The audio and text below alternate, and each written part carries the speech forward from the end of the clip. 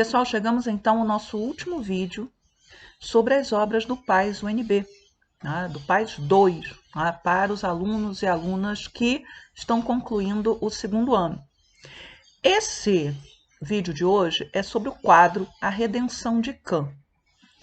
Se você não foi meu aluno ou aluna, talvez não tenha visto, esteja eventualmente assistindo esse vídeo, talvez não tenha visto a discussão deste quadro em sala de aula, mas a gente discutiu. Por quê? Porque esse quadro A Redenção de Cã, ele já apareceu no Enem, além de estar no programa do PAS, ele já foi chamado em questões do Enem e outras, porque ele é um quadro muito importante dentro da história da arte brasileira, associada às ideias de eugenia presentes no século XIX.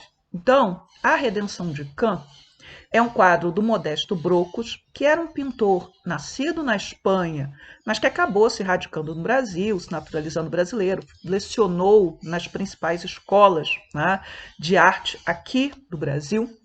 E esse quadro, ele apresenta uma idealização do que seria o branqueamento da população brasileira. Então, nós temos uma mulher negra, provavelmente a mãe da mulher mestiça, mulata, ao centro. Ela está agradecendo aos céus. A filha já tem nos braços uma criança branca, ou aparentemente branca, e temos ali o homem, o marido, que é um homem branco.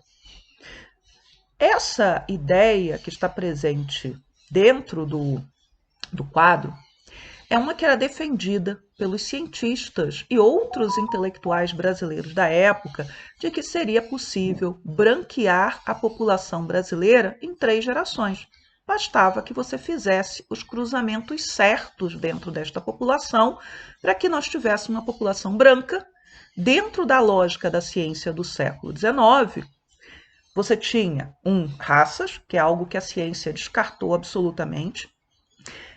Havia raças e havia uma hierarquia entre essas raças, sendo que os brancos ocupavam o ponto superior dessa hierarquia. Aí, claro, se você vai adensando ainda mais a discussão, dentre os povos brancos havia aqueles que ainda eram superiores aos demais, mas a gente não está falando disso. Uma outra questão presente no quadro, e que é falada pela professora Lilia Schwartz, eu vou deixar o link para o vídeo dela dentro da descrição do vídeo, é que você tem também ali uma separação muito clara. A mulher negra e a sua filha também, elas estão no chão de terra. Você tem a presença de uma árvore. Elas estão muito mais ligadas aos elementos da natureza, da não civilização, do que o homem branco, que já está dentro da casa.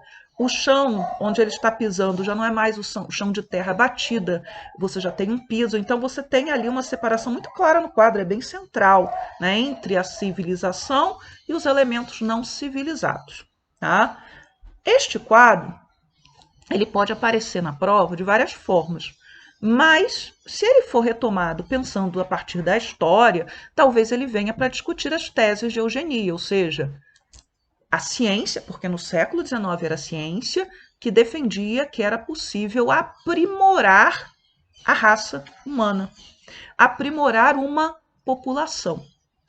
E esse quadro ele foi usado em 1911 no primeiro Congresso Universal das Raças, que aconteceu em Paris. Ele foi levado para a explanação do João Batista de Lacerda, que era o diretor do Museu Nacional, aquele museu que fica no Rio de Janeiro, na Quinta da Boa Vista, que pegou fogo, talvez vocês lembrem. E ele vai fazer uma explanação sobre os mestiços no Brasil. E ele vai defender, usando esse quadro como exemplo, que seria possível, em 100 anos, embranquecer a população brasileira. E aí, de outra forma que esse quadro pode aparecer. No século XIX, quando você começa o movimento de imigração para o Brasil, imigração estimulada pelo Estado, por empresários, a gente falou disso quando falou da questão do café, principalmente, havia toda uma discussão do tipo de imigrante que você iria trazer para o Brasil. E se acabou favorecendo o imigrante branco europeu. Então, se você vai trazer gente para cá, para substituir a mão de obra escravizada, que sejam povos que, dentro da lógica do século XIX, pudessem melhorar a raça brasileira. Então, você vai trazer italianos, alemães, espanhóis, portugueses para o Brasil. E vai, ao longo aí do final do século XIX e início do século XX, barrar a entrada, por exemplo, de elementos que não eram considerados interessantes. Então, negros, chineses, embora tivessem vindo chineses ao longo do século XIX, mas a imigração chinesa é complicada naquele momento, japoneses, que chegam e depois a imigração japonesa vai ser parada por Getúlio Vargas, no governo Vargas. Então, você não vai querer os judeus, você não vai querer os árabes, ainda que você tenha tido levas de imigração árabe para o Brasil, vindas principalmente árabes cristãos, libaneses e sírios no início do século XX. Mas assim, você dá preferência ao branco europeu, que era aquele que poderia contribuir para a melhoria da raça brasileira. Tá? Então, você pode aparecer para falar de eugenia e de século XIX, da ciência racista do século XIX, pode aparecer para falar de imigração no Brasil. Mas talvez você que não tenha um conhecimento bíblico extenso, de onde vem essa história de Cã? Cã era um dos filhos de Noé, uma das personagens lá do livro de Gênesis, do primeiro livro da Bíblia. Tá? Então, Noé tinha 3 filhos, Sem, Cã ou Cão e Jafé. Depois do dilúvio, quando eles já estão assentados, Noé começa a arar a terra, vai nascer uma vinha, não um pé de uva, ele vai se embriagar e ele tira a roupa e começa a dançar. E o Cã é o primeiro filho que chega. E ao invés dele acudir o pai, cobrir a nudez do pai, dentro da Bíblia, no livro de Gênesis, a nudez ela não é vista como algo que deva ser exibido, ele vai debochar do pai, ele vai rir e ainda vai chamar os irmãos para ver. Aí os irmãos vêm, os 2 irmãos, cobrem o pai sem olhar para a nudez do pai, e aí Noé retoma a sua racionalidade e vai amaldiçoar o Cã. E a maldição de Cã, que em algumas versões da Bíblia, a partir desse momento chamado de Canaã, é que ele seria servidor dos seus irmãos.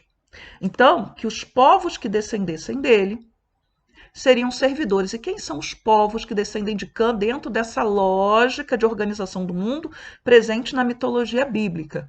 São os povos da Palestina atual, os cananitas, que vão ter que ceder a terra para os hebreus, e os povos africanos, que são chamados de camitas, principalmente as línguas camitas, enfim. Então, o que o Broco está retomando é toda essa mitologia bíblica sobre a questão de Cã, condenado à eterna servidão. Mas há um aspecto, e esse a gente não trabalhou em sala de aula, porque esse clique só veio agora que eu não estava pensando nesse vídeo, que é o seguinte: a mulher negra, ela está aqui erguendo as mãos para o céu e agradecendo. Ela está agradecendo porque agora ela tem um neto branco? Não se sabe. Ela está agradecendo porque a sua filha fez um bom casamento com um homem branco? Bem, essas questões, né, elas são discutidas dentro da historiografia e dentro da história da arte, mas também dentro do campo de outras ciências. Então, a romantização dessa miscigenação, como se ela tivesse sido acontecido, né, de forma pacífica. Quando, durante todo o processo de colonização, o que a gente tem é o uso da violência dos homens brancos em relação às mulheres negras e às mulheres indígenas, a apropriação dessas mulheres.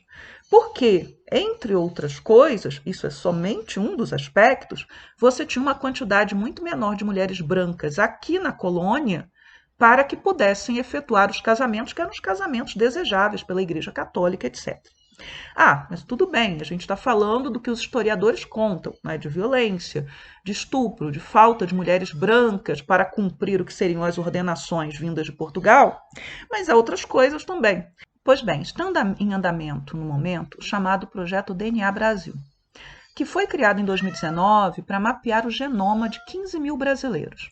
Genética não é matéria do 2º ano, é matéria do 3º, mas talvez, né, uma questão com o quadro do Brocos possa dialogar com esta com este projeto ou com conclusões que já foram divulgadas na imprensa sobre ele em 2020. E o que é? Né? O que é o X dessa questão? Por que eu estou trazendo isso aqui dentro do vídeo? Muito bem. Esse projeto, ele iniciou em 2019, em 2020 ele teve a sua primeira apresentação de resultados preliminares. Então, o que a gente sabe? Isso vocês sabem, né? Porque vocês já estudaram. Normalmente, homens são XY e mulheres são XX. Se a gente pega o DNA comum, você não tem como saber de onde vem o X, se é do pai ou da mãe, mas você tem como saber de onde vem o Y. Agora, dentro das células, dentro das mitocôndrias, você tem o chamado DNA mitocondrial. E ele sempre é materno. Então, o que esse projeto pegou? Está pegando o Y do DNA daqueles que estão participando da amostragem e pegando o X mitocondrial do mesmo pessoal da amostragem. E aí as conclusões, né, têm comprovado aquilo que a gente em história e outras ciências sociais já apontava, né, que é aquela violência que eu acabei de comentar com vocês. Então, 75% dos cromossomos Y mapeados até o momento são originários de populações brancas. Então, 75% de homens brancos, 14,5% de africanos, somente 0,5% de indígenas e os demais 10% de populações de origem asiática, então da Ásia como um todo. Quando a gente vai para as mulheres, você já tem um resultado bem diferente. 14% vem de populações brancas, 36% africanas, 34% indígenas e 16% asiáticas. Então, você tem, dentro do quadro A Maldição de Cã, também, uma questão de reforço daquilo que era considerado ideal e das hierarquias sociais. Você nunca inverteria esse quadro, por exemplo, tendo uma mulher branca, um homem negro e o pai ou a mãe desse homem negro agradecendo. Por quê? Porque você está invertendo o que seria a lógica desta dominação, desta colonização, da própria sociedade que você tinha naquele momento e do direito que esses homens tinham de se apropriar das mulheres. Amanhã, dia 10 de dezembro, é o Dia Internacional dos Direitos Humanos. E é o ponto de culminância de uma campanha de combate à violência contra as mulheres, que se inicia no dia da não violência contra as mulheres, que é o dia 25 de novembro. É possível que esse quadro possa ser chamado também, não necessariamente em história, articulando o tema dos direitos humanos e da violência contra as mulheres e como esse quadro, de uma certa maneira, legitima e romantiza essas relações que partem do princípio que, dentro do processo de colonização ou dentro da sociedade que vai se construir no Brasil, as mulheres negras e indígenas podiam ser apropriadas por esses homens brancos. Então, esse quadro ele pode ser chamado de várias formas. E por isso eu trouxe essa discussão no final, para que vocês possam entender que ele também, de uma certa maneira, romantiza e apaga um processo, né, de miscigenação que não foi pacífico, ele foi muito mais violento do que romântico. Tá? Espero que esses vídeos possam ter sido úteis para vocês. Desejo uma boa prova e bom Natal, feliz Ano Novo, descansem e voltem cheios de gás para o terceiro ano, tá? Vocês que estão tentando PAS 2. Tchau, tchau para vocês.